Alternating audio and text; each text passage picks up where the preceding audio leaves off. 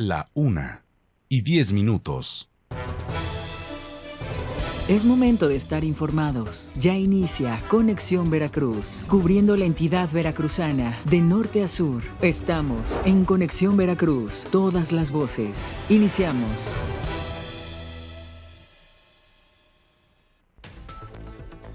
Estas son las noticias en Conexión Veracruz. Javier Duarte rompe el silencio. Yo no perdí la elección en Veracruz. Perdió Héctor Yunes por su mala estrategia. Ni pediré licencia, ni miré del país. Soy el veracruzano más votado de la historia y mi periodo concluye el 30 de noviembre. Arturo Bermúdez es un hombre honorable. Le entró con muchos pantalones al tema de la delincuencia. Ni el PRI ni Peña me han dado la espalda. Solo si me las regala Yunes o Reforma, tendré casas en el extranjero. Esto es parte de lo que dijo el mandatario veracruzano Javier Duarte de Ochoa. Fiscalía General del Estado de Veracruz, sin facultades para investigarme, afirmó Miguel Ángel Yunes Linares. Hoy 9 de agosto, Día Internacional de los Pueblos Indígenas. Todas las voces. Bueno, pues buenas tardes a todo nuestro auditorio que nos acompaña este día. Y pues soy César Salinas y me acompaña mi amiga y colaboradora Laura Valencia. Y bueno, antes que nada quisiera mandarle un saludo a todos los que nos escuchan en Álamo y la región a través de La Voz de la Huasteca en el 90.7 de FM. Y en Papantla en La Voz del Totonacapan a través del 90.3 de FM. Y en Tlacotalpan a través de Viva la Cuenca en el 93.7 de FM. Les recuerdo nuestras redes sociales. Estamos en Twitter como @radioconexión-v y en Cuadratín, @cuadratín_ver. También búsquenos en Facebook como Conexión Veracruz Radio y Cuadratín Veracruz. Y bueno, hoy vámonos a arrancar con este día monotemático que pues fue marcado como casi todos los días por las declaraciones y la confrontación entre los dos gobernadores de Veracruz, el que se va y el que viene. ¿Qué tal, Lau? ¿Cómo estás? Hola, muy buenas tardes. Pues saludo con mucho gusto a toda la audiencia. Así es, les invitamos a que nos acompañen. Como comentamos ayer, estamos en hora y media de transmisión de las noticias más importantes. Dice César, nuestra emisión de este día parece monotemática, pero no. Realmente hay muchos temas. Más bien, en lo que sí coincido es en que las noticias últimamente han sido, pues, tanto del gobernador electo como del gobernador saliente. Ellos siguen en su confrontación y lo hemos dicho en otras ocasiones, nosotros únicamente como espectadores, ¿no? Viendo cómo se descalifican y demás. Tenemos muchísima información y bueno, la verdad es que después de muchísimo tiempo, después del 5 de junio para ser precisos, incluso unos meses antes, ¿no? El gobernador Javier Duarte como que pues había guardado silencio, se le había acusado de todo tipo de cosas. Él primero hizo un llamado postelectoral a la conciliación, a la reconciliación. Y bueno, finalmente el gobernador electo todavía se dio el lujo de despreciarlo. Yo lo he comentado hasta el cansancio, porque incluso hicimos ahí un ejercicio de escribir unas columnas y lo dije.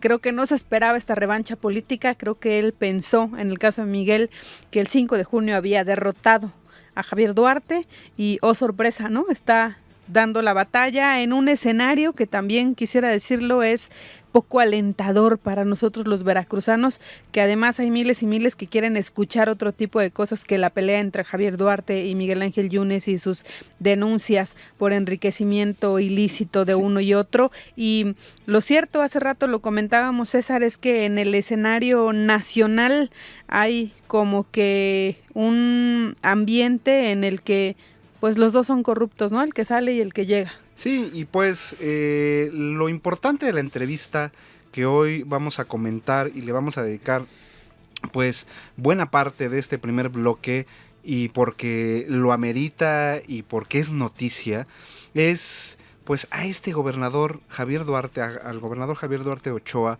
que como dice Laura, bueno, después del 5 de junio había pues escondido la cabeza, se había escondido, no salía, no tenía eventos, si bien tuvo un par de conferencias de prensa para responder específicamente a ciertas acusaciones, hoy en la mañana, pues que personalmente yo diría debió haberlo hecho el 6 de junio o la siguiente semana, la primera o segunda semana de junio, pero nunca es tarde. Hoy el gobernador finalmente sale y dice, a ver, aquí estoy. ¿Qué es lo que se me acusa? Ok, vamos a responder. Y respondió a todo, todas las denuncias, todas las señalizaciones que le han hecho, todos los señalamientos, que le han hecho. O sea, el gobernador respondió una entrevista que duró más de 1 hora con Ciro Gómez Leiva y que pues vaya, se le vio, algunos dicen ahí, pues no tan fuerte, yo opino lo contrario. Ciro fue rudo, Ciro le preguntó, Ciro lo cuestionó, el gobernador nunca se echó para atrás, respondió a todo, ya juzgará la gente si fue buena o mala respuesta, pero el gobernador respondió absolutamente todo lo que se le cuestionó. Sí, bueno, y además él lo dijo sin ningún tapujo, ¿no? Él dijo, aprecio mucho este espacio porque en su momento, por las cuestiones políticas, por las circunstancias políticas que se vivían en Veracruz, esto refiriéndose, bueno, obviamente al proceso electoral que ya pasó. Lo que dijo Javier Duarte es: mantuve un prudente silencio, pero lo que dejo de manifiesto hoy es que se va a defender, al menos así lo dijo, el que nada debe, nada teme, pero me voy a defender a todos y cada uno de los señalamientos que me han hecho, ya basta, ¿no? Fue como decir esto, pues. Así es, y bueno, vamos a empezar a desmenuzar esta entrevista que pues realmente es una buena entrevista, dio muchas notas, como dijo Ciro, dio muchos anuncios que no había dado, y bueno, me gustaría empezar por lo electoral, que fue un tema que le han, ahora sí como dice la frase, le han cargado el muertito al gobernador de haber perdido Veracruz, y bueno, lo que él dijo hoy fue, a ver, yo no perdí, el que perdió fue Héctor Yunes Landa, y perdió por la mala estrategia que implementó y que, bueno, reviró. Aquí lo sufrimos los medios de comunicación al tratar de seguir su campaña, y lo decimos con conocimiento de causa: eventos a las 6 de la tarde, cambios en sus discursos, no llamar a prensa, comunicados mal hechos, una coordinación nefasta en los distritos. Héctor Yunes Landa, para quien no sepa, cambió a su operador electoral un mes antes, 3 semanas antes de la elección.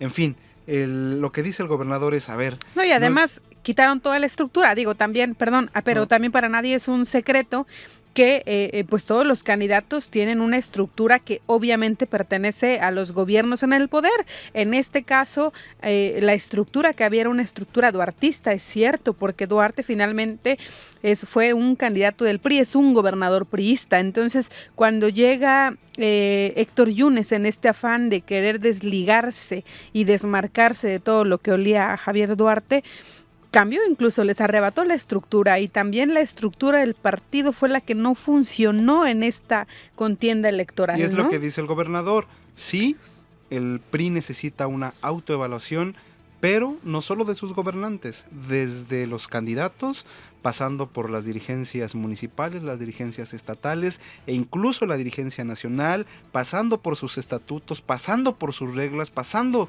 por sus artículos. Hay que hacer una revisión total de lo que está pasando al interior del partido. Vamos a escuchar. Y bueno, ¿sí? Perdón, César, nada más como para dejarle clara a la audiencia lo que comentaste hace unos momentos, que me parece fundamental. Usted, todos los radioescuchas y todos los veracruzanos, ustedes son los que tienen que evaluar si la respuesta es correcta o incorrecta, si le creen o no le creen. Lo que aquí estamos dando es únicamente diciendo que fue una valiosa entrevista periodísticamente hablando. Usted sabrá si le cree o no a Javier Duarte, porque creo que también eso es importante. Para nosotros, periodísticamente hablando, lo importante es que por fin salió a declarar y, como él dice, salió a defenderse, a dar su versión de los hechos, ¿no? Vamos a escuchar al gobernador en esta primera parte de la entrevista. Son muchos factores. los que determinan una elección. Te pongo un ejemplo. Pepe Calzada, considerado el mejor gobernador del país, perdió el año pasado por 8 puntos. Se pierde Querétaro. Durante mi mandato no ha habido una sola elección que haya perdido. Y si cada elección es un referendo de la administración en turno, pues tan solo la elección del año pasado arrasamos en el estado de Veracruz. Pero perdieron en junio. Ganamos Perdieron 16 la gubernatura de 21 distritos. Tiene que ver con otros factores también, una mala estrategia. Una mala estrategia de Héctor Yunes, del PRI, de Veracruz, de Manlio Fabio Beltrones. ¿De quién, gobernador? Fui muy respetuoso de la estrategia de campaña de la pasada elección, en donde pusieron al centro de la crítica al gobernador en turno. No podía salir a defenderme por respeto a los tiempos y para no entrometerme en una estrategia político-electoral. El candidato del PRD, el presunto gobernador electo, atacándome de manera sistemática. Y por otro lado, el candidato del PRI atacando de igual manera. Me quedé callado. Hoy estoy dando la cara precisamente para defenderme. Yo creo que la estrategia ahí erró. Tan es así que pues las demás elecciones que se han vivido en Veracruz, anterior a ella, elecciones locales, elecciones federales que se llevaron a cabo en el estado, el PRI y sus candidatos ganaron de manera abrumadora.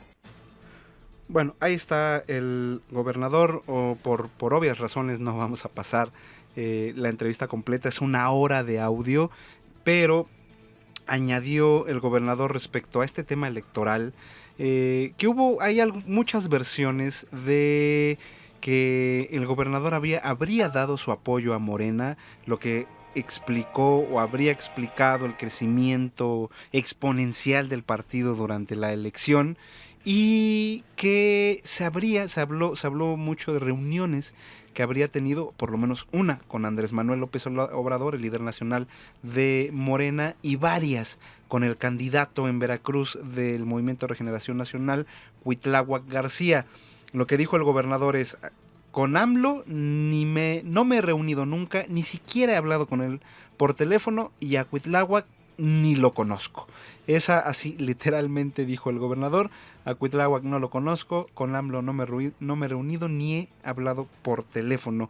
Así cerró el gobernador este tema electoral, muy contundente. El PRI no perdió por mi culpa. Hay muchísimos factores que intervinieron, y entre ellos, bueno, la mala estrategia que aplicó Héctor Yunes Landa en su campaña electoral, que lo veíamos acá y lo comentamos en su momento. Pareciera que Héctor Yunes Landa se dejaba llevar, como si dijera: bueno, a ver, háganme ganar, por favor, yo soy el último interesado en ganar, ustedes son los principales interesados, así que es su responsabilidad hacerme ganar y no la mía como candidato del PRI al gobierno. Entonces, bueno, ahí está lo que dijo el gobernador. Y bueno, en otro tema que también es que todos los temas hoy, por eso decimos que periodísticamente la entrevista no tuvo desperdicio hoy, y bueno, el gobernador decidió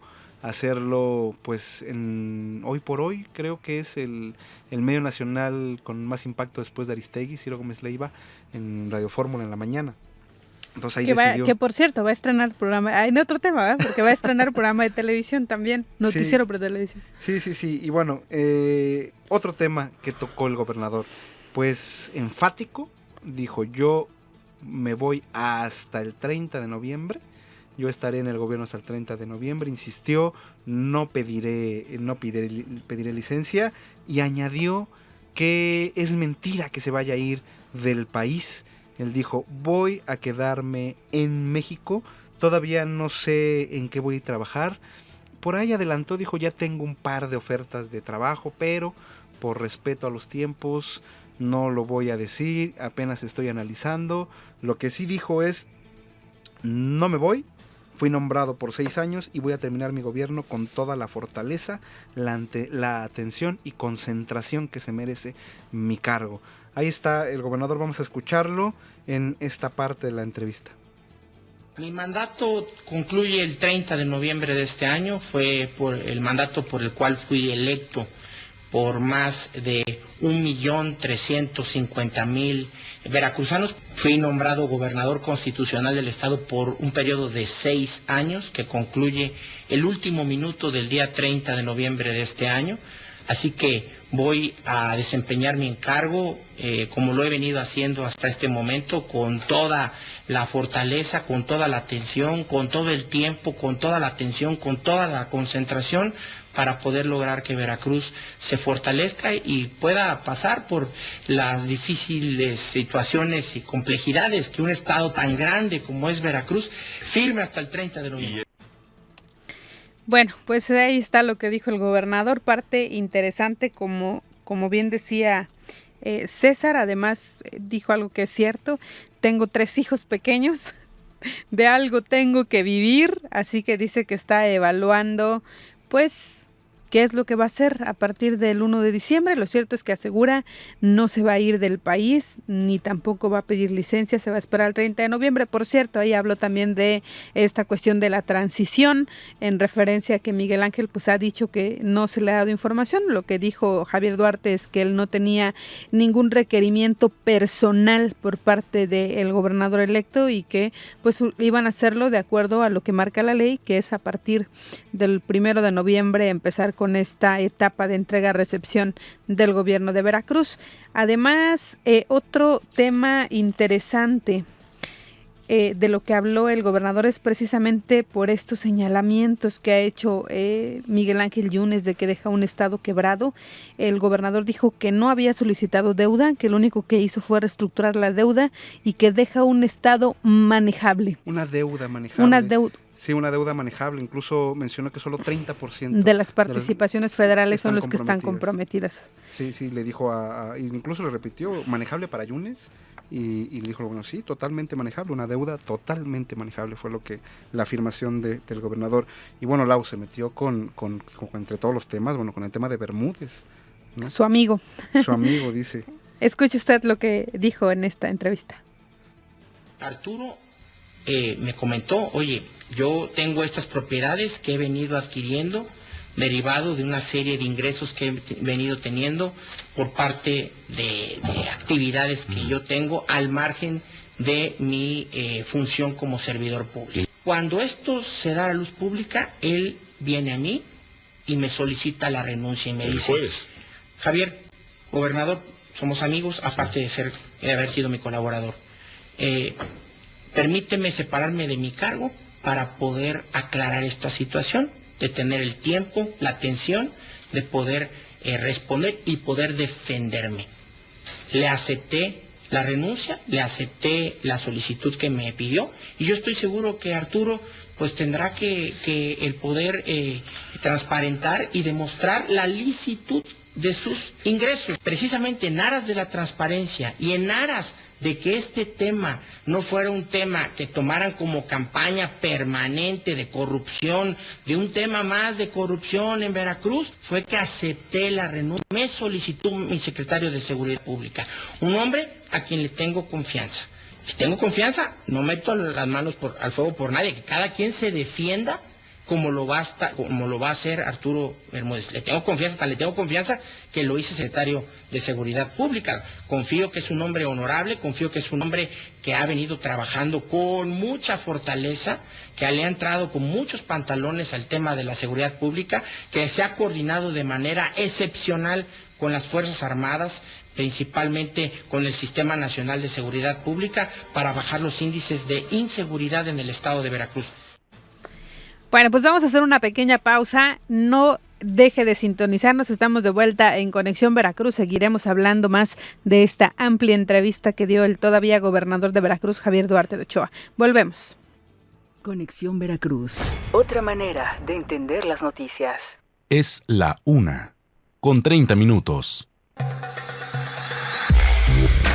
Mole de jico. Una variedad de chiles, especias y semillas son la esencia de su sabor, originario de un rincón frío del estado de Veracruz, pero que se ha extendido a otras partes del país y del mundo por sus características. Es el mole de jico. Lo mismo se sirve en enchiladas, que acompañado de pollo o de base para otros platillos, con un sabor dulce y picante al mismo tiempo, con un aroma achocolatado y almendrado. En Jico, localidad asentada en el centro del estado de Veracruz, rodeado de montañas y grandes plantaciones de café, su elaboración casera y comercialización data de un siglo atrás. Conexión Veracruz. Todas las voces. ¿Sabías que? Aunque su parecido físico de los mapaches lo relacionan más con lobos u otro tipo de mamíferos, en realidad el mapache es un pariente cercano de los osos. Esta simpática criatura, que tiene fama de ser muy pícara, es inteligente y astuta, y aunque habita en regiones de Norteamérica, también se le ha podido encontrar en zonas sureñas como Argentina. Conexión Veracruz. Todas las voces. ¿Alguna vez has escuchado la palabra aperturar? El término aperturar se ha formado a partir del sustantivo apertura. Se empezó a usar en el lenguaje bancario como aperturar una cuenta bancaria y se ha extendido también a otros campos. Aperturar procedimientos judiciales, aperturar nuevos negocios, aperturar oficinas. Sin embargo, en todos estos casos, lo adecuado es emplear el verbo abrir.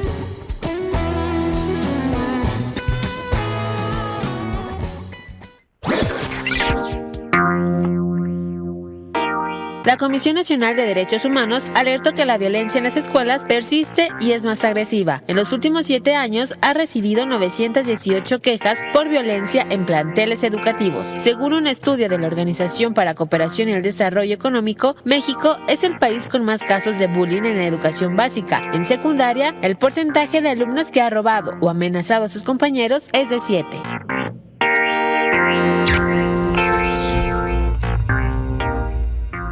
Es la 1:32. Respira, siente, escucha, conéctate. Conexión Veracruz, Sistema Estatal de Noticias. Todas las voces. Otra manera de entender las noticias. Conexión Veracruz. Bueno, pues volvemos a esta entrevista que dio hoy el gobernador, que por cierto nos chismearon. Después de salir con Ciro, se iba a El Universal a tener una entrevista exclusiva también con ellos. Seguramente dará otras notas, por supuesto, será sin duda espacio de portada en su de mañana del Universal. Nos dicen que está en estos... No sé si todavía sigue la entrevista ya, pero bueno, después de su entrevista con Ciro, se fue al Universal a dar una entrevista exclusiva con ellos también. Después tiene planeado, seguramente llegará tarde, pero llegará el evento para la basificación de los... ¿Cuántos quedaron? 5,000 burócratas.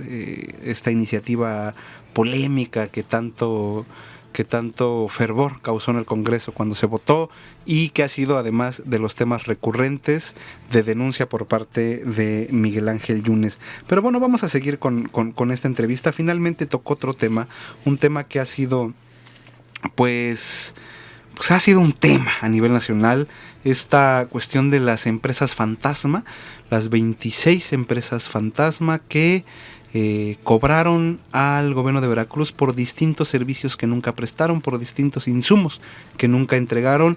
Esta investigación que dio a conocer Animal Político y que también causó bastante revuelo, sobre todo por lo bien fundamentada investigación que hizo el equipo de Animal Político y que después confirmó el SAT.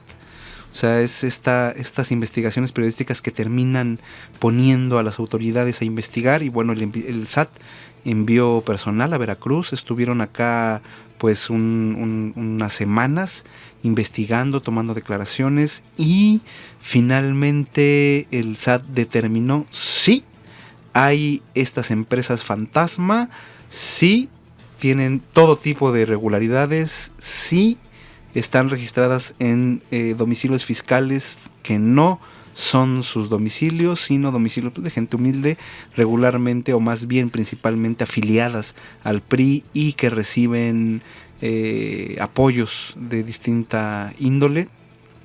Y hoy el gobernador dijo, pues estábamos enterados de estas empresas, pero no de lo que estaban haciendo estas empresas. Estas empresas, dice el gobernador, yo le pregunté a mi contralor, le pregunté a mi secretario de Finanzas, le dice a Ciro, es más, te los mandé a tu estudio para que te aclararan perfectamente el asunto de las empresas, que el gobernador señala, dice, bueno, yo como gobernador le pregunté a mi secretario y a mi contralor, ¿está todo bien con las empresas?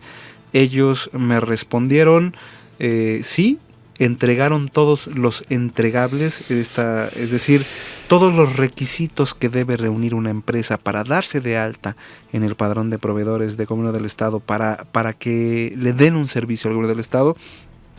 Todos los requisitos fueron presentados. En ese sentido, no hay una ilegalidad y dice el gobernador, yo soy el más interesado en que esto se aclare y celebro, así dijo, celebro la investigación del SAT y ojalá caigan quien tenga que caer. Vamos a escuchar al gobernador Javier Duarte de Ochoa.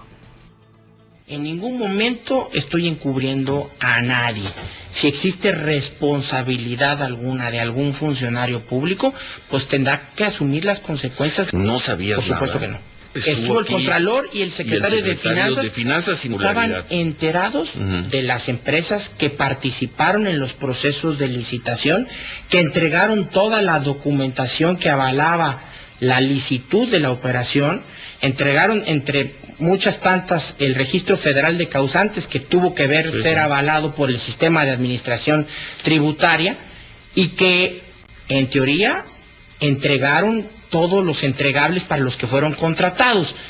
El sistema de administración tributaria está haciendo una investigación a estas empresas. No son 22 empresas con las que contrata el gobierno, son miles de empresas con las que contrata anualmente el gobierno del Estado, miles. Desde la que nos provee el papel, la tinta, el que nos provee computadoras, el que nos provee insumos, cobertores, cobijas. El gobierno contrata de manera permanente, te podría decir que diariamente, una serie de actividades a empresas tanto estatales como nacionales. El gobernador sería verdaderamente ilógico que el gobernador estuviera enterado de las miles de operaciones que hace el gobierno con particulares. Estuve atento del tema de las famosas empresas fantasmas, que le pedí a mi secretario de Finanzas y a mi Contralor General del Estado el que vinieran al estudio, que estuvieran aquí contigo presente y que demostraran la licitud de las operaciones. Es más, creo que te enseñaron documentación. La licitud de las operaciones. La transparencia y la licitud. A mí el reporte que tengo es que sí entregaron los entregables. Lo que yo tengo y lo que está acreditado en lo que es la información que existe, tanto en la Secretaría de Finanzas como en la Contraloría General del Estado, con los padrones y con los entregables, es que estas empresas entregaron. Que hayan estado mal constituidas, que hayan cometido alguna situación fiscal incorrecta, que no tengan pero sí domicilios. Se entregaron los recursos, sí se entregaron. Desde la información que tengo, sí. Bueno, pues ahí está el gobernador en esta larguísima entrevista que dio con Ciro Gómez Leiva. Le llevó 3 bloques, no 4 bloques le llevó a Ciro, la mitad de su programa. Y bueno, pues nada más para recapitular con todos los radioescuchas de Conexión, dijo que en otros temas, pero lo primero que le preguntaron es si no estaba enfermo, porque ha bajado, dice que ha perdido 34 kilos, que pretende bajar 11 más, dice a base de dieta y ejercicio. Tengo 42 años y el sobrepeso pues que tenía podía generarme problemas de salud y por eso dice que se puso a dieta, que llegó a pesar 130 kilos. Sí, claro. A todos, pero bueno, a todos nos consta. Sí, decías tú, por fin se puso un traje a la medida. Sí, hoy es lo que yo te comentaba en la mañana, sí. Porque en todos los eventos el gobernador pues trae la ropa que supongo que tenía cuando era gordo y pues se ve fachoso. No, y además la cuestión es que cuando estás bajando de peso te pones una ropa, pero como sigues perdiendo peso, pues aunque no sea ropa de hace mucho tiempo, porque no creo que siga usando la ropa de cuando pesaba 130 kilos, ¿no? Claro. Pero bueno, vamos a hacer una pequeña pausa. Ya tenemos a Saraí. Oye, espérame, nada más yo quería comentar, perdóname, me norteé, pero yo lo que quería comentar es que insistió en este tema de que probablemente no vaya a la toma de protesta, al menos es lo que dejó entrever, nunca fue así de claro, pero incluso Ciro Gómez Leiva en la entrevista le dice, a ver, si vas te van a tratar como a Rodrigo Medina y si no vas va a parecer que estás huyendo. Entonces la respuesta del gobernador fue, puedo estar en otro lugar, y el 1 de diciembre mi nombre va a ser noticia. Sí, eso lo fue muy claro, realmente dijo, no lo sé todavía si voy a asistir, pero estamos analizando la posibilidad de públicamente estar en otro lado, ¿no? Entonces, vaya, esto será un show hasta el último día, hasta el último segundo de esta administración. Ahora sí, bueno, les decíamos, en otro tema.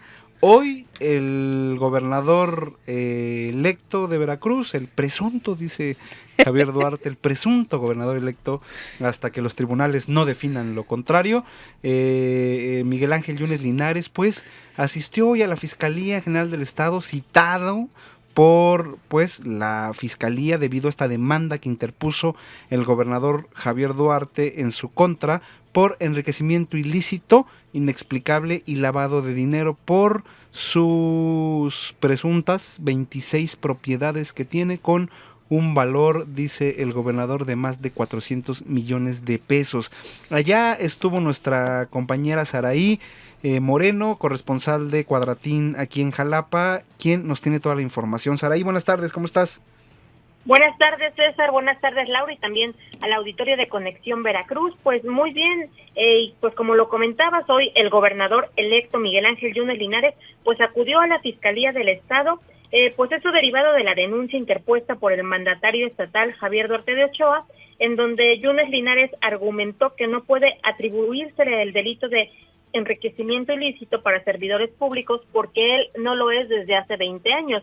Además que agregó que, bueno, en la fracción de la Ley de Responsabilidades de los Servidores Públicos no se contempla la figura de gobernador electo, por lo cual esta denuncia no tiene fundamento, carece de fundamento legal, y bueno, que esto solamente es emprendido por el mandatario estatal en su afán de desviar la atención del vendaval de acusaciones que se han hecho en su contra. También dijo que no fue requerido porque él lo solicitara ante la Fiscalía, porque la Fiscalía a él no le hace caso, pues es un brazo de la corrupción del Estado que no imparte justicia y que no se dedica a perseguir a los verdaderos corruptos. Y bueno, en este sentido dijo que también tiene información de que hay una empresa de publicidad que se está dedicando a cubrir lo denunciado por parte del gobernador electo. Pero bueno, vamos a escuchar lo que dijo en su rueda de prensa que dio al finalizar esta denuncia, este requerimiento. Les vamos a entregar una memoria a los que deseen tener acceso a esa información, una memoria para que se enteren con toda precisión de cuáles bienes son ilícitos y cuáles no. A ver, le es totalmente claro y lo afirmo de manera contundente que la Fiscalía General del Estado es un brazo de la corrupción, no un brazo de la justicia. La Fiscalía General del Estado no se dedica a perseguir corruptos, se dedica a perseguir a quienes denunciamos a los corruptos. La denuncia que el día de hoy ha sido hecha de mi conocimiento y que fue hecha del conocimiento de la opinión pública, es una denuncia que elaboró el propio fiscal Luis Ángel Bravo, quien se entrevistó en la propiedad que tiene Javier Duarte en Fortín, en el Faunito, donde habita ya prácticamente todos los días, y esta misma denuncia la presentó Duarte, es decir, el fiscal la prepara, Duarte la presenta, y así le van a seguir haciendo. Bien, también respecto a la declaración de esta mañana del gobernador Javier Duarte en torno a que conocía la existencia del patrimonio de Arturo Bermúdez Zurita, dijo que bueno, pues esto tendrá que ser esclarecido en la Procuraduría General de la República y también en la Fiscalía del Estado.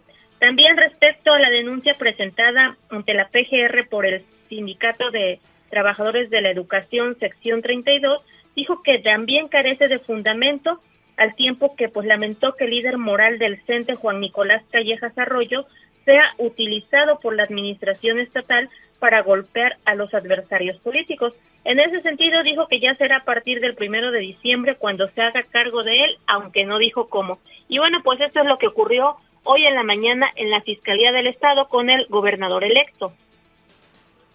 Por tu reporte completo, y bueno, ahí está, ahí tienen al fiscal, y yo quisiera agregar que Miguel Ángel se ha agarrado de los medios. Realmente ya es una cuestión digna de ir documentando. Por ejemplo, hoy él, que es, si decía yo, repetía la semana pasada, si Javier Duarte es acusado de ser el gobernador del Twitter, Miguel Ángel Yunes Linares será el gobernador del Periscope. Todo lo transmite por Periscope, ya es casi una obsesión, diría yo, con los medios específicamente. Hoy pues llegó con toda la bola de medios, perdón, que es la expresión, con toda esta multitud, con esta multitud de medios, a presentar o atender este requerimiento de la Fiscalía. Eran, no sé, más de 20 personas, entre camarógrafos, fotógrafos, reporteros, en fin. Primero les da el paso a ellos para que suban a ver al fiscal especial. El fiscal especial está en un cubículo realmente de 2x2, no cabrán más de 5 personas. Bueno, ahí entraron todos los medios. El fiscal especial realmente se veía un poco consternado porque en ciertos momentos yo creo que quería decirle a los medios, oigan, por favor, sálganse, pero nunca lo dijo realmente. O sea, y además Yunes con esta actitud allí de decir, a ver, pues es muy importante la transparencia y este ejercicio en el nuevo sistema de justicia penal. Y bueno, fue algo realmente, pues a ver cómo va a ser su gobierno. Yo comenté, por ejemplo, que él es muy irónico, en un tono bastante sobrado, me parece, y lo digo con toda claridad, es el gobernador electo de Veracruz. Creo que lo que hemos reclamado, a nadie nos espanta, por supuesto, que, no sé, tenga alguna expresión coloquial, etcétera.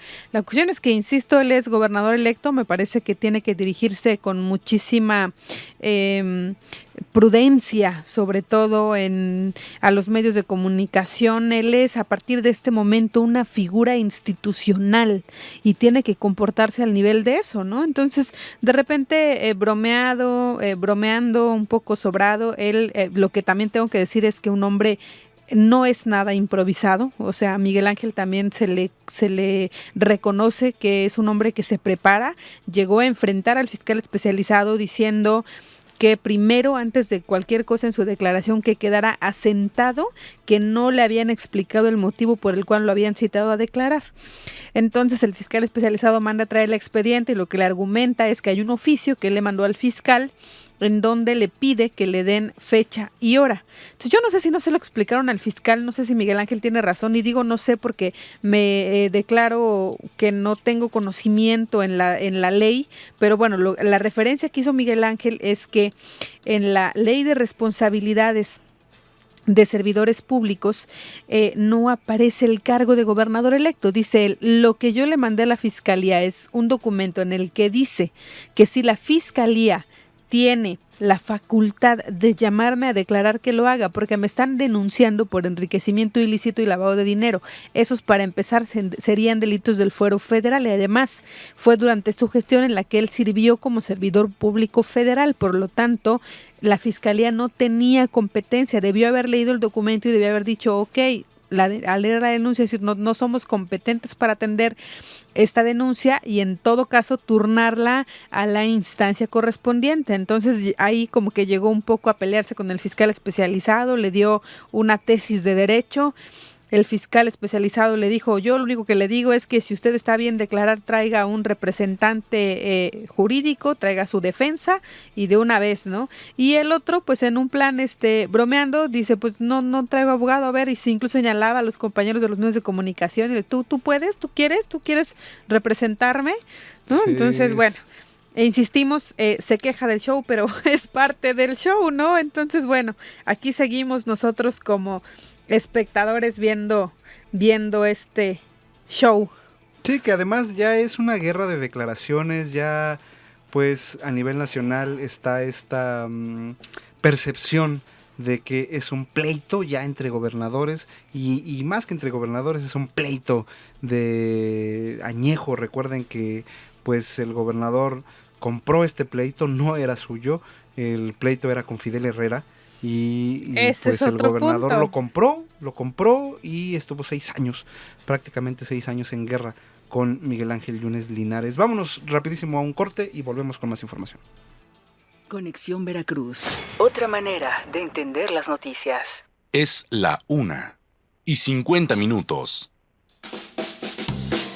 Subiendo hacia el altiplano, en la carretera Jalapa-Puebla, se encuentra el municipio de Las Vigas, un poblado en la montaña que se destaca por su producción pulquera, maderera y lechera. Con un clima húmedo y frío, contiene un entorno ideal para la crianza de ganado vacuno y caprino, para la producción de productos derivados de los lácteos. El municipio es uno de los más importantes a nivel estatal en la producción de quesos frescos, añejos y gourmets. Por esa razón, personas de distintas partes de la República lo visitan y disfrutan de estos ricos productos. Para los habitantes, la producción lechera es un importante activo económico, el cual les permite tener una economía estable, puesto que gracias a que el municipio se encuentra en un paso obligado en la carretera federal, esto ha ayudado bastante a que a Las Vigas se le conozca como un punto idóneo para obtener quesos de primera calidad. No dejes de visitar este importante municipio lechero.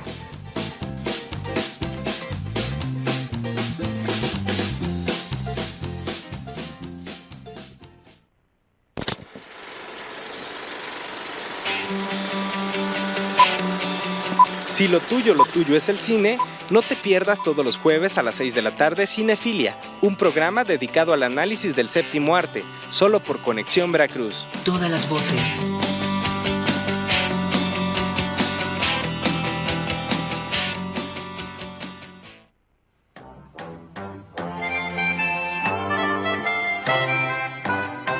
¿Sabías que los hombres con voz grave tienen más hijos según un estudio? Sí, este es el resultado de un estudio norteamericano que analizó la declaración entre el tono de voz y la reproducción. Y según el estudio, los hombres que tienen la voz grave tienen más hijos. Un investigador en antropología de la Universidad de Harvard mencionó que los hombres con voces graves tienen más hijos que aquellos con voz aguda. Esta investigadora pasó 6 meses en el norte de Tanzania el año pasado estudiando los cazadores nómadas de la tribu Hansan. Según sus observaciones, la investigadora especula que la asociación entre el éxito reproductivo y tono de voz en los hombres se debe probablemente a su mayor acceso a mujeres fecundas. Además agrega que los niños que nacen no necesariamente son más robustos. Por lo tanto, no se trata de decir que los hombres con voz grave transmiten mejores genes a sus hijos como se creía en el pasado. Joren visitó 9 campamentos Hansan y pidió a 49 hombres y 52 mujeres de esta tribu que pronunciaran la palabra ujambo, hola ante un micrófono. La frecuencia de la voz fue analizada y comparada con la cantidad de hijos que cada participante declaró tener. El hombre con voz más grave muestra que era padre de 10 hijos, de los cuales 9 vivían, mientras que el hombre con voz más aguda había tenido 3 hijos, de los cuales 1 vivía, indicó la investigadora.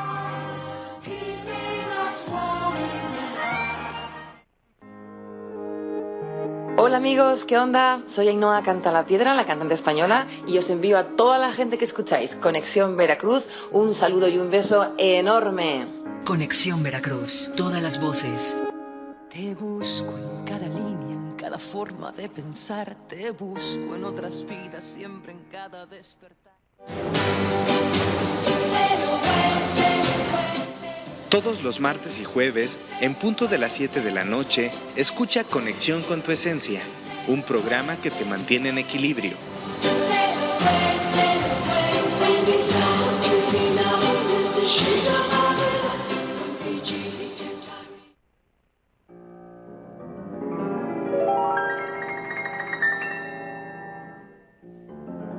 ¿Sabes quién fue Juan de la Luz Enríquez?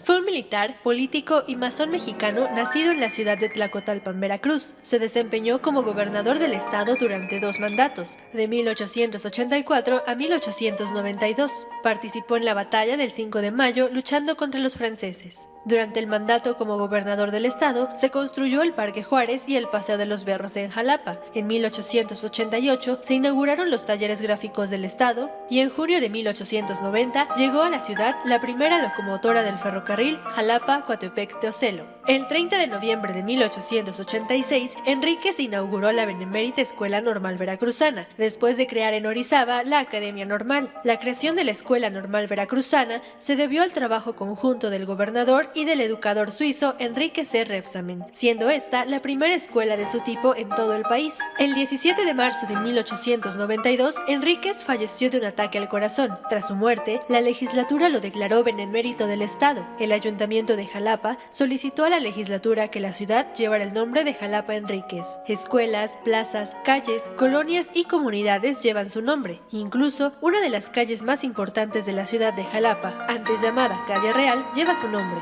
Juan de la Luz Enríquez se destacó por procurar el bienestar y la superación del pueblo veracruzano.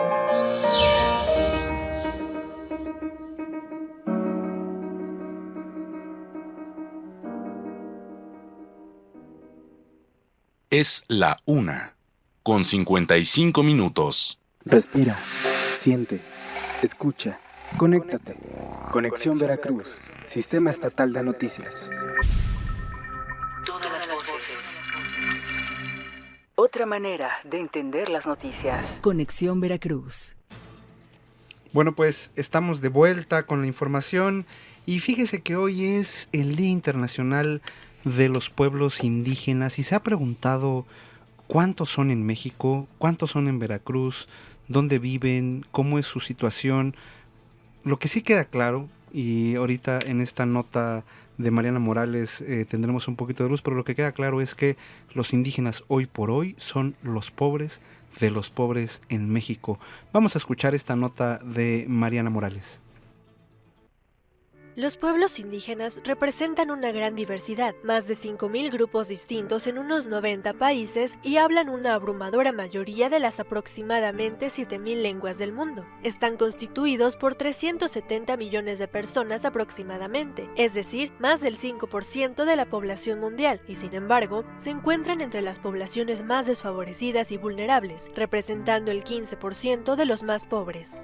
Estudios de las condiciones socioeconómicas de los pueblos indígenas de América Latina demuestran que ser indígena equivale a ser pobre. El informe de la Organización de las Naciones Unidas dice sobre la condición de las poblaciones indígenas en México que los índices de pobreza entre los indígenas mexicanos son 3.3 veces más altos que entre el resto de la población. Veracruz es el tercer estado con mayor número de población indígena después de Oaxaca y Chiapas, con más de 1 millón de indígenas de diferentes etnias en 46 municipios veracruzanos, desde los huastecos al norte de la entidad, como los totonacos, otomíes, los papolucas, tepehuas y mazatecos, todos ellos con las tradiciones que los distinguen, pero que, desgraciadamente, viven en la marginación. Solo por ejemplificar, apenas el 30.3% de las viviendas donde habita población indígena carece de agua entubada, 41.8% no tiene drenaje, el 18.3% viven aún con piso de tierra. En este sentido, pese a que el 95.7% de las viviendas indígenas veracruzanas cuentan con energía eléctrica, apenas el 7.3% cuenta con una computadora, ni hablar de internet. Aunado a esto, el 21.7% de la población indígena es analfabeta y solo el 20.4% de la población ha concluido la educación secundaria. Para visibilizar toda la problemática padecida por las poblaciones indígenas, resulta fundamental un Día Internacional en el que podamos hacer conciencia mundialmente de la inmensa opresión que se padece al ser indígena, sin contar que a la condición de marginación por etnia se suman otras exclusiones como el ser mujer, ser niña o niño, pertenecer a la adultez mayor, poseer una orientación sexual distinta o vivir con una discapacidad, entre otras condiciones de exclusión. Para Conexión Veracruz, Mariana Morales. Bueno, pues ahí tenemos esta nota de Mariana Morales y yo nada más quisiera agregar antes de pasar a la entrevista, a las entrevistas que hoy tenemos con el tema. Fíjese que el año pasado la CDI, la Comisión Nacional para el Desarrollo de los Pueblos Indígenas, subió algo que se llama Sistema de Indicadores sobre la Población Indígena de México con base en la encuesta intercensal México 2015. Es un documento que vale muchísimo la pena, muchísimo la pena. Ahorita, terminando el noticiero, subiremos una infografía al respecto. Nada más le quiero comentar de los datos aquí en Veracruz, datos muy interesantes. Por ejemplo, de la población indígena, que según este censo son 540,000 mujeres y hombres y 561,000 mujeres, las que según la encuesta son o tienen algún origen indígena en el estado. De la encuesta, en los datos de vivienda, hay datos muy interesantes. Por ejemplo, de la población, 54%, solo 54% tiene acceso a una radio, 69.4% tiene una televisión. Es decir, que hay más casas con televisión que casas con drenaje. ¿Cómo la ve? Además, 53.4% de las casas tienen refrigerador. A lo mejor los porcentajes no les suenan mucho, pero si se lo pongo así, solo 5 de cada 10 indígenas en Veracruz tienen refrigerador. 7 de cada 10 tienen televisión. 5 de cada 10 tienen radio. Solo uno de cada 10 cuenta con servicio de teléfono. 2 de cada 10 tienen lavadora y solamente 0.7 personas de cada 10 indígenas en Veracruz tienen acceso a una computadora. Son realmente, por eso le decía al principio, son los pobres entre los pobres en México. Y sabía además cuáles son los municipios con más población indígena en el estado. Eso se lo adelantamos, más bien lo invitamos a que cheque la información en Cuadratín Veracruz. Es un estudio muy muy interesante sobre pues los pueblos originarios en México, que usted puede consultar en la CDI o en el propio INEGI. Acuérdese, encuesta intercensal México 2015. Vámonos a la entrevista. La entrevista, Conexión Veracruz. Bueno, pues tenemos en la línea telefónica al secretario ejecutivo de la Comisión Estatal de Derechos Humanos, Luis Eduardo Coronel Gamboa. Luis Eduardo, buenas tardes. Hola Lori, buenas tardes. También saludo con mucho gusto a César. Oye, Luis Eduardo, pues muchas gracias por tomar la comunicación con nosotros y bueno, preguntarte precisamente parte de lo que comentaba César antes de estar en conexión contigo.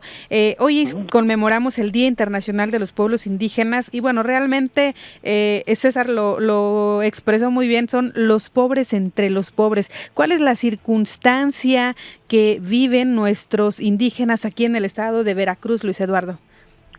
Sí, pues como bien decía César hace un momento, el contexto en el que vive la población indígena en general en nuestro país, en México y particularmente en Veracruz, pues sí es una llena de carencias. La comunidad en Veracruz hay alrededor de 1.037.000 personas de origen indígena y de esa población el 73.2 se encuentra en situación de pobreza, ¿no? Eso significa que tienen sistemáticamente una falta de acceso a servicios básicos de salud, de educación, ¿no? Además de un pobre ingreso en concepto de salario. Entonces, hay una gran problemática en materia de derechos sociales por parte de los pueblos indígenas y sus miembros, pero además algo que hemos identificado muy bien es la pérdida progresiva de la identidad cultural de la población indígena. ¿A qué me refiero con esto?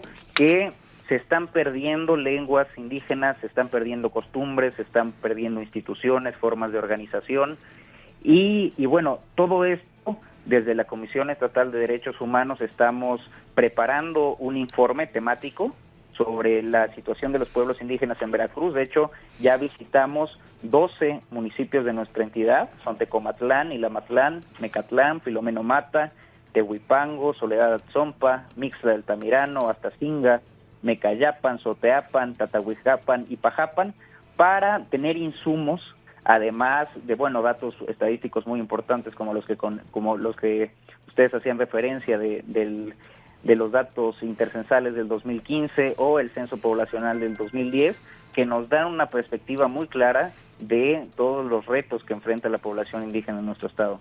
Luis Eduardo, en materia de derechos humanos, hemos visto y a lo largo del año y en este sexenio, pues al ser personas que padecen todo tipo de carencias, el acceso a la justicia pues es también una de las carencias de los pueblos originarios en el estado.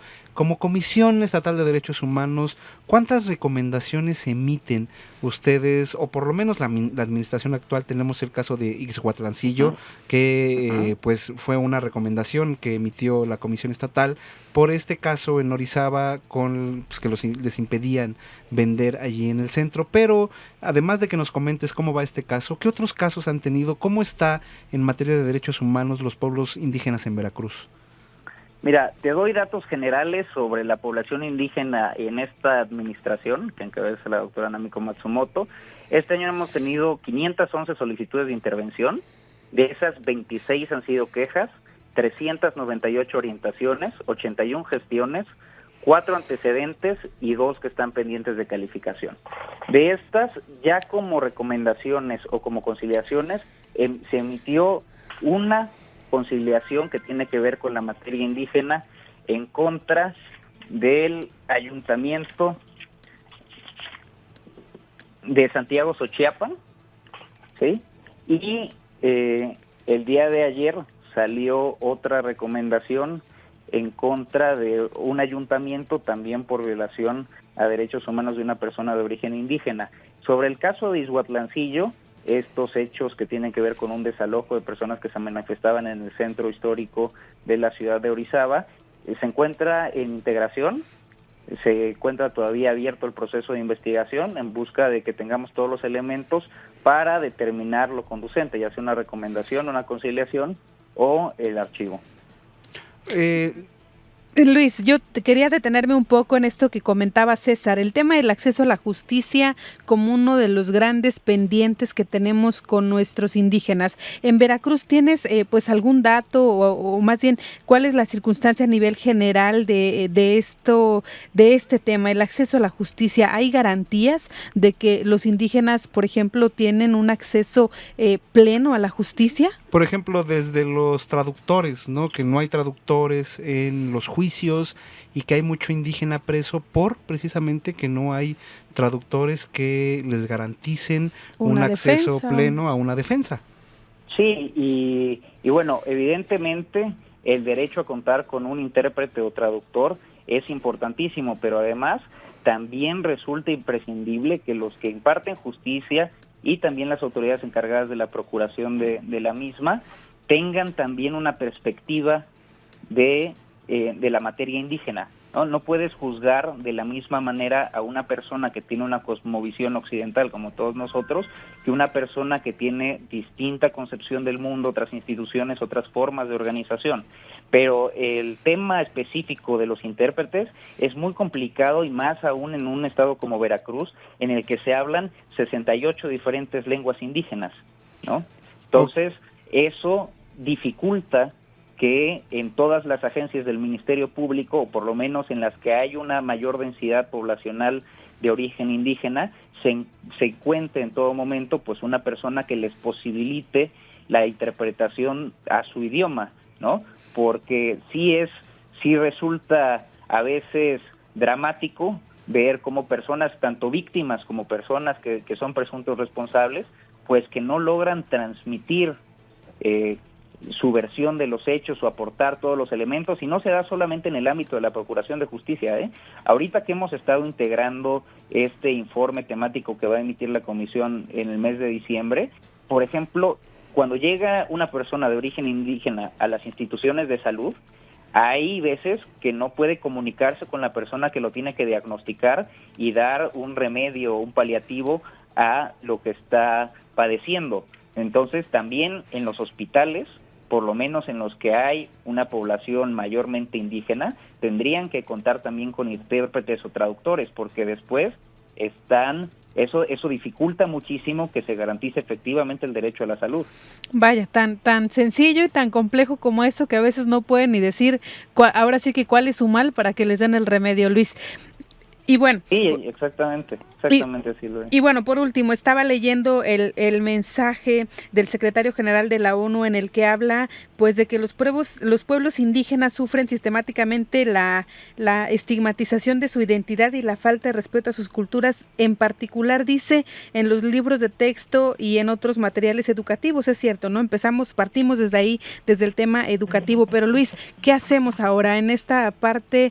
¿Qué hacemos? ¿Cómo trabajamos tanto ustedes como organizaciones, nosotros como sociedad civil, pues para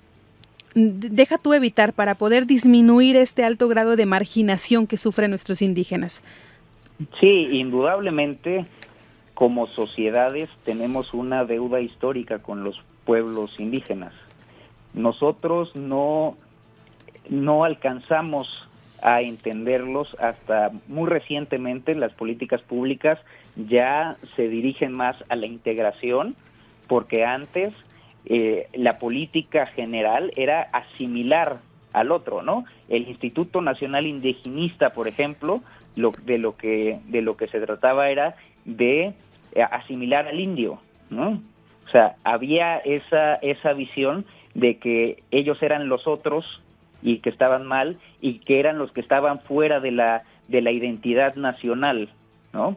Entonces, yo creo que algo muy importante con lo que tenemos que trabajar, ya está plasmado en declaraciones de distintas organizaciones como Naciones Unidas, como de la Organización de los Estados Americanos, también hay leyes muy importantes.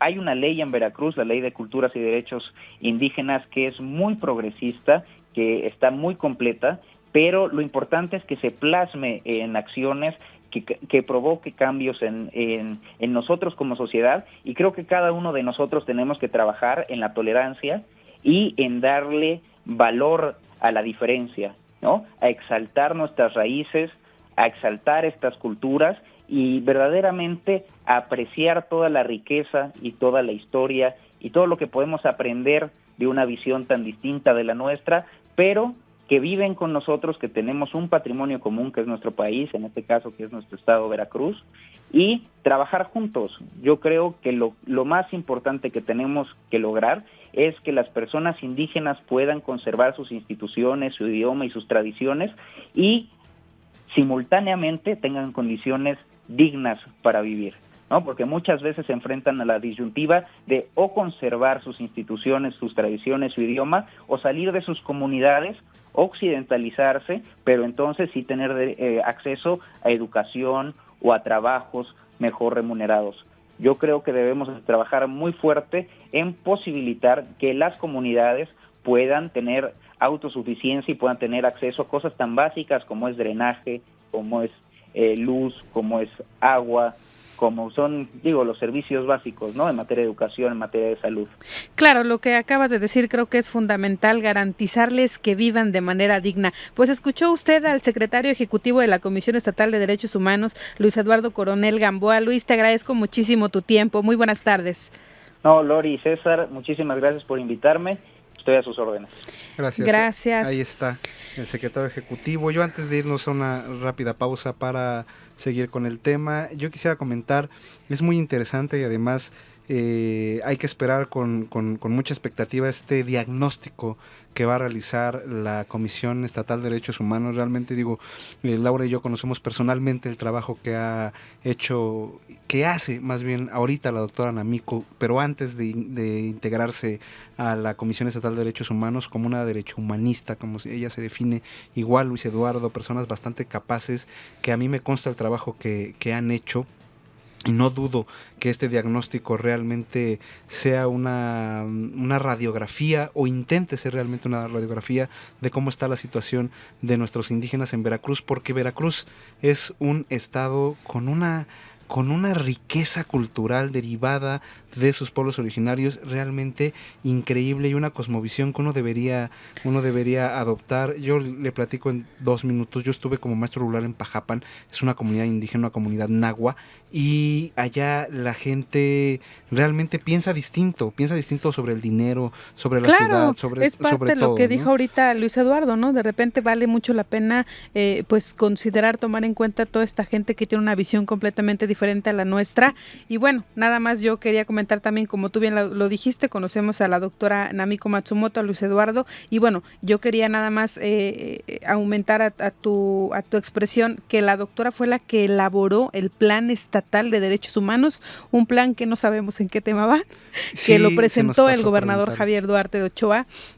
Ella elaboró este Plan Veracruzano de Derechos Humanos y bueno, a mí también lo que me sorprendió, lo digo aquí abiertamente, me sorprendió lo que Luis nos comentó, que hay una ley de cultura y derechos de los indígenas. La cuestión es aplicarla, ¿no? De repente Y las leyes se revisarla. quedan A en ver. eso, únicamente en papel. Vamos a una pausa, estamos de vuelta, seguimos más con esta información sobre el Día Internacional de los Pueblos Indígenas. Conexión Veracruz. Otra manera de entender las noticias. Son las 2:15.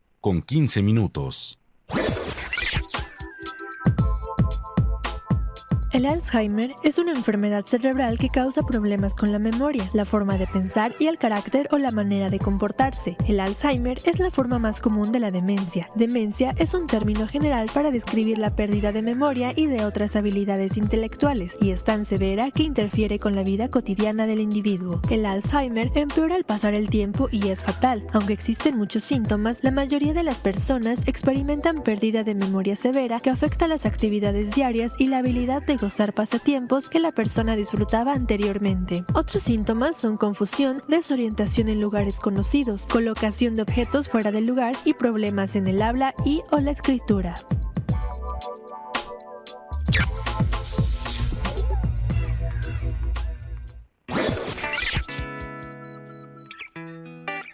¿Sabías que? El acoso físico se centra en la persecución interrumpida hacia una persona con la que se pretende tener un contacto físico en contra de su voluntad. Se trata de un tipo de acoso que puede producirse tanto dentro como fuera de los centros educativos. Es un tipo de maltrato totalmente intencionado y se caracteriza por acoso físico directo y acoso físico indirecto. Dentro del acoso físico directo se encuentra el golpear, escupir, empujar, morder, arañar, tirar del pelo, dar un puntapié o dar una paliza. Dentro del acoso físico indirecto, espiar a un compañero, seguir a un compañero por el centro durante el recreo o entre cambio de clases, escribir notas ofensivas y difamatorias, pintar su nombre en paredes y muros, robar o romper objetos de su propiedad.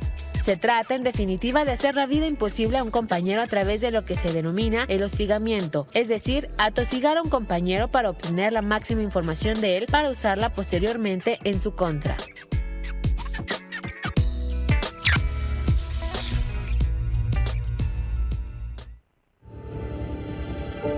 El virus de inmunodeficiencia humana es el virus que desarrolla el síndrome de inmunodeficiencia adquirida. El VIH daña las células del sistema inmunológico, las defensas del cuerpo que luchan contra infecciones y enfermedades. Con el paso del tiempo y en medida que el virus destruye estas células importantes, el sistema inmunológico va teniendo menos capacidad de proteger al cuerpo de enfermedades. El VIH no destruye las células rápido y es posible que las personas infectadas con el VIH no tengan síntomas por muchos años. Se verán completamente saludables y se sentirán perfectamente saludables. Puede que estas personas ni sepan que están infectadas a no ser que se hagan una prueba de anticuerpos. El SIDA es la última etapa de la infección del VIH. El VIH gradualmente destruye la parte del cuerpo que te protege de las enfermedades e infecciones. Ya cuando ese sistema está débil, tu cuerpo no está protegido contra diferentes tipos de infecciones como una pulmonía, ciertos cánceres e infecciones en los ojos. Sin estas defensas, tu cuerpo no puede luchar contra estas infecciones y muchas veces estas infecciones te matarán.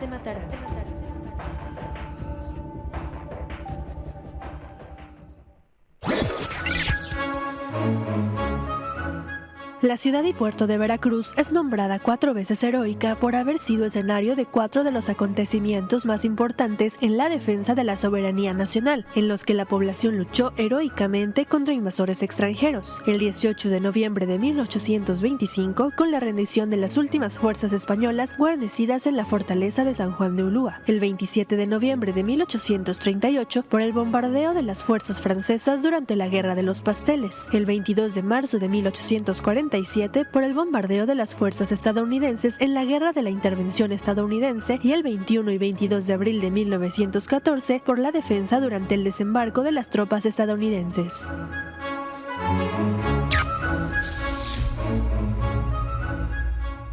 Son las 2:19. Respira.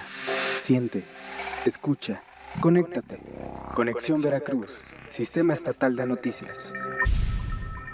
Todas las voces. Otra manera de entender las noticias. Conexión Veracruz.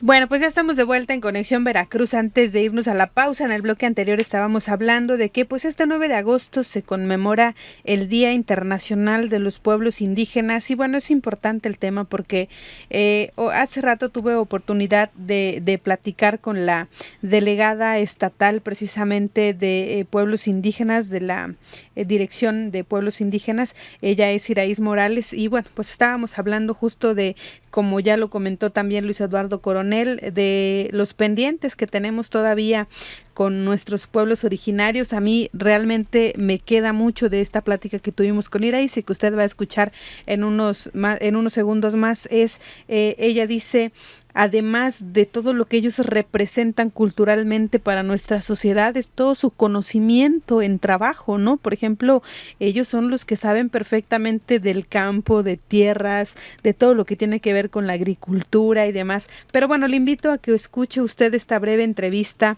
con la licenciada Iraíz Morales. Ella es delegada de los pueblos indígenas aquí en el estado de Veracruz.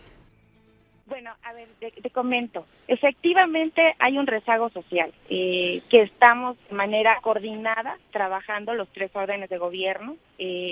Yo quisiera decirte que no están excluidos, yo creo que están incluidos. Hoy por hoy ha sido una de las recomendaciones e indicaciones de nuestro presidente de la República de incluir a la población indígena, de incluirla en actividades no solamente, repito, pueden ser de infraestructura, sí, de infraestructura, pero también nosotros estamos apoyando a la educación indígena.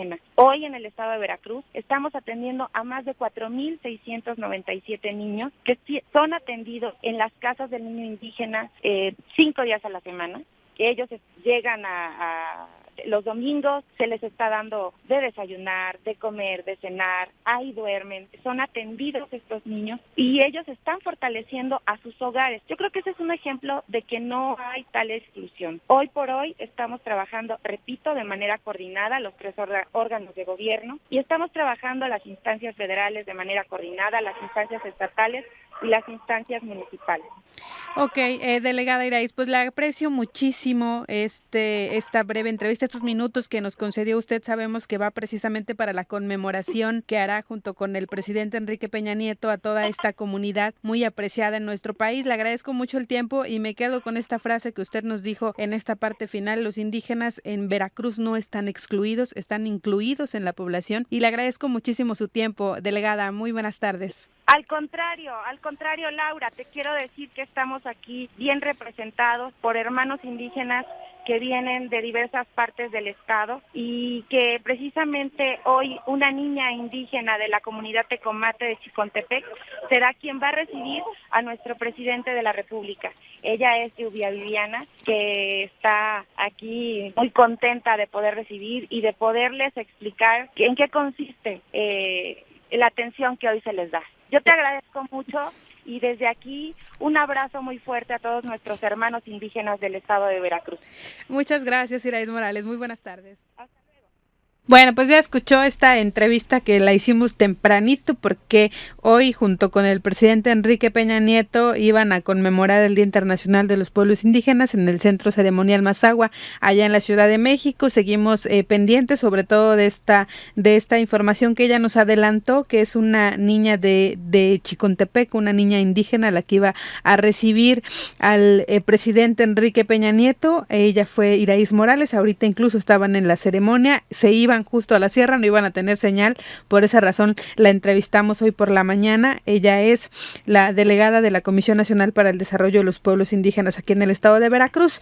Y bueno, pues seguimos con más información. Sí, yo quería hacer el comentario para cerrar este tema del Día Internacional de los Pueblos Indígenas. Nada más comentar en nuestro auditorio, si conocen en este estudio de la Comisión, precisamente la Comisión Nacional para el Desarrollo de los Pueblos Indígenas, la CDI, este estudio basado en la encuesta intercensal México 2015, trae un listado del porcentaje de población indígena que representan cada municipio. Y fíjese, nada más le voy a comentar, los municipios que tienen más de 90% de población indígena, Astacinga, 99.4%, Atlahuilco, 99.6%, Benito Juárez, de ahí, todos en la sierra, bueno, estos en la sierra de Zongolica, claro, Coxquihui, Coyutla, Chiconamel, Chicontepec precisamente, que mencionaba la delegada, Chumatlán, Filomeno Mata, y bueno, Ilamatlán, Ixhuatlán de Madero, Magdalena.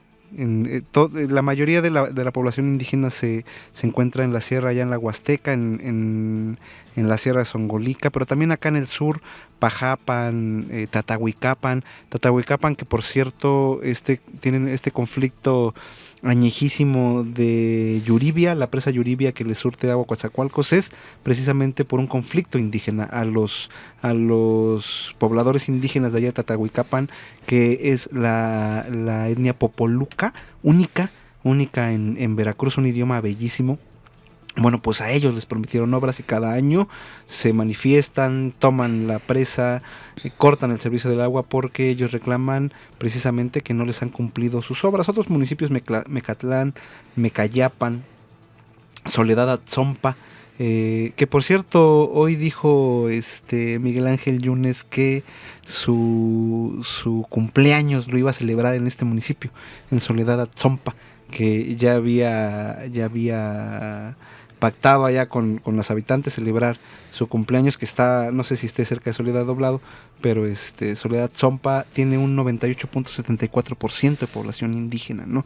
Bueno, lo invito a que consulte toda la información en la agencia de noticias Cuadratín Veracruz. Así es, y bueno, estamos tratando de comunicarnos con nuestro compañero Ricardo Flores, que está en este momento en el evento que había anunciado el gobernador Javier Duarte, que es el evento en donde pues se iba, digamos, a oficializar esta basificación a burócratas, pero bueno, pues antes de entrar con nuestro compañero Ricardo Flores, que está allí cubriendo la noticia, comentarle una información que nos comparte hace unos minutos nuestra compañera Saraí Moreno, quien, es de una declaración del presidente de la ACEVAC, de la Alianza Ciudadana de Empresarios Veracruzanos, Andrés Beceiro López, quien dice que las promesas de campaña del gobernador electo Miguel Ángel Yunes Linares serán difíciles de cumplir, porque lo van a dejar sin dinero, es lo que dice.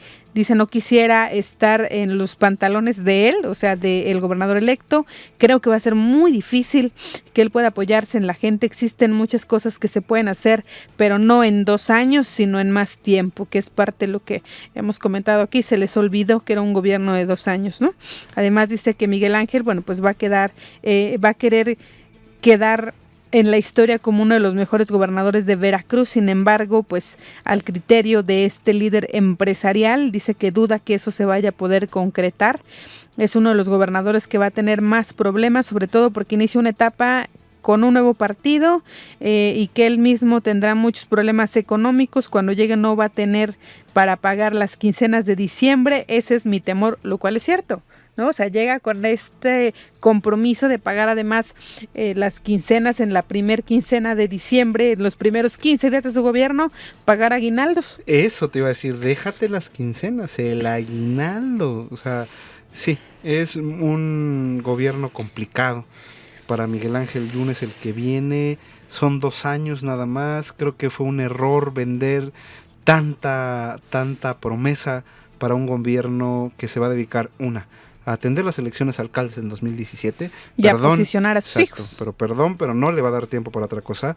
Le va a dar tiempo para quitar todos los altos mandos que pueda quitar y poner todos los altos mandos que pueda poner, cambiar a todos los delegados, a todas las delegaciones estatales, cambiar, o sea, se le va a ir en cambiar y atender 2 elecciones.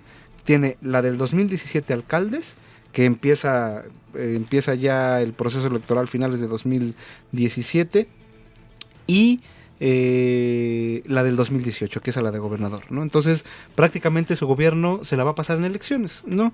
Y bueno, querías comentarnos ahorita esta rotación de fiscales. Sí, pero bueno, antes nada más comentar que nuestro compañero Ricardo está allí, no podemos comunicarnos con él porque está en este evento que le decía a usted en el Museo Interactivo, nos quedan 2 minutos de programa, pero rápidamente también comentarle que allí entrevistó Ricardo Flores al secretario de Finanzas, Antonio Gómez Pelegrín, quien pues le dice que él no se le puede fincar ninguna responsabilidad en el tema de las empresas fantasma, porque pues dice que él no tiene ninguna participación en ellas, además de que el discurso que han repetido, las empresas estaban constituidas legalmente, dice que estaban en el padrón de proveedores de la administración estatal y que pues él está en la mejor disposición de entregar la información que las autoridades le requieran, que le solicitan para seguir investigando este tema a cabo. Dijo Antonio Gómez Pelegrín que, bueno, pues el gobernador hoy en la mañana, en esta entrevista que ya le desmenuzamos a usted, dijo que hasta donde tope no habrá ninguna circunstancia. Dice, si esto para mí fuera alguna requisición, si me hicieran alguna requisición informativa o alguna situación personal, la voy a atender en los términos de la ley, yo acudiría. Hasta ahora no tengo ningún citatorio y creo no tener ninguna responsabilidad en las mismas, dijo el secretario de Finanzas, Antonio Gómez Pelegrín. Y bueno, sí, en esta información de la rotación de fiscales, ayer en la noche, ya casi madrugada, de la Fiscalía General del Estado envió un comunicado en la que informaba que sobre los nombramientos de los nuevos titulares de las fiscalías regionales en Tantoyuca, Coatzacoalcos, Cosamaloapan, Veracruz y Tuxpan. Señala este boletín oficial que la rotación de fiscales son parte de la planeación estratégica y de una reingeniería estructural interior de la Fiscalía General del Estado. Como fiscal regional de la zona norte en Tantoyuca fue nombrada Blanca Flor Ramón Peralta, quien se desempeñaba como fiscal de distrito en Veracruz. En Coatzacoalcos designó a Gilebaldo Maciel Mercado, quien fungía como titular de la Fiscalía Regional en Cosamaloapan. Alberto Linares Bernet fue designado en la región centro, en Cosamaloapan, mismo cargo que desempeñaba en la zona centro Veracruz, donde fue designado Samira del Carmen Couri Colorado, vaya apellidos, quien ocupa la Fiscalía Regional de Coatzacoalcos. En la zona norte, en Tuxpan, fue nombrado José René Álvarez Márquez, quien fungía como fiscal especializado en delitos electorales y en la atención de denuncias contra periodistas y o comunicadores. Y eso es a lo que queríamos llegar con ese comunicado. El comunicado no informa quién queda a cargo de esta fiscalía, es decir, ahorita la fiscalía está acéfala, no tiene ningún titular. Bueno, habría que ver si hoy nombran a alguien o mañana, pero por lo pronto la fiscalía especializada en delitos electorales y atención de denuncias contra periodistas y comunicadores está acéfala al día de hoy. Híjole, se nos acabó el tiempo, ya nos pasamos otra vez, nada más rapidísimo. Ya estuvo el gobernador allí, nos acaba de reportar Ricardo que llevó a cabo la firma del reglamento que formaliza estas relaciones laborales, es decir, la basificación de la administración pública con el Ejecutivo.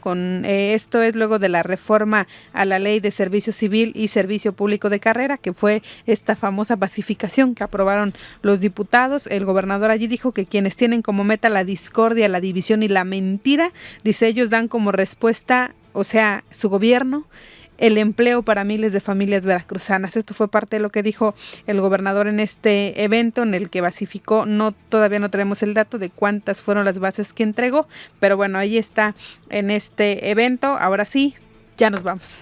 Mañana les tenemos toda la información de este evento y lo que surja. Espérame otra vez, quiero mandar saludos a Hugo Delgadillo, que nos está escribiendo a través de nuestro Facebook y dice que le mandemos mucho saludo a todos los radioescuchas de Álamo allá en La Voz de la Huasteca. Así que ahí tienen el saludo afectuoso para Hugo y para todos los radioescuchas en Álamo.